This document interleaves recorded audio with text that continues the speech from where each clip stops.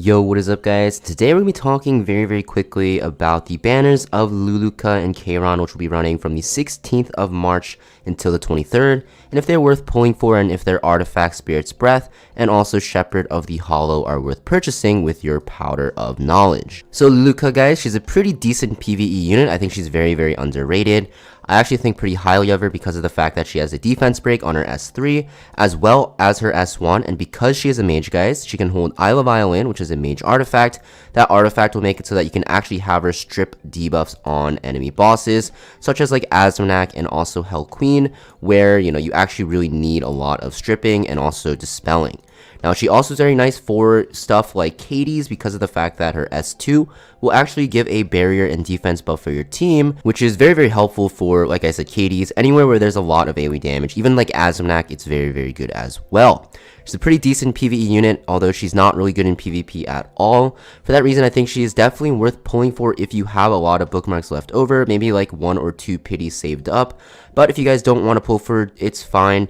She's easily replaceable in a lot of PvE comps. It's just that if you're newer to the game, she is a very good all-around unit because, like I said, you can use her in so many areas of content. You can use her in Abyss, you can use her in Labyrinth, you can use her in Wyvern even if you wanted to. You can use her in Katie's, Azmonak. She's good in Fire Expedition, she's good in Dark Expedition. There's a lot of areas of content where you can use her, which is why I think she's very strong, especially, like I said, if you are still progressing through PvE, because she's a unit that you can take into a lot of areas of content. Now for Luluca's artifact, guys, Spirit's Breath. It is a mage exclusive artifact, mostly going to be used on units like Angel of Light for the most part, but you're not going to really see this too often because mage artifacts are very strong.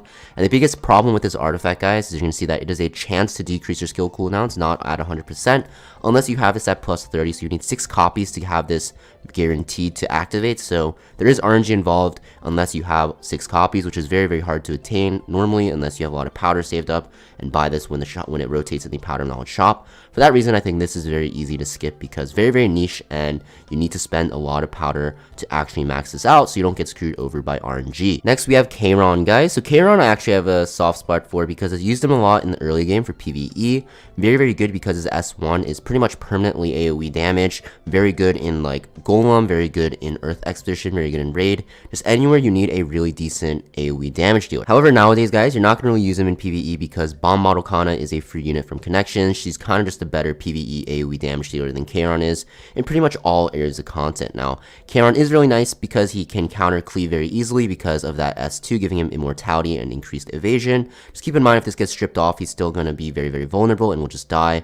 S2 is very nice as well because it hits very hard and will also, extend the duration of his evasion and his immortality buff. Now for this unit, only really used in PvP, like I said, to counter cleave, but there are so many good cleave counters out there, so I think this unit is easy to skip because of the fact that the only niche he fits is to counter cleave, but we have so many cleave answers in the game right now, so you don't really need him at all. Now for Kayron's artifact, guys, Shepherd of the Hollow. This artifact is very good.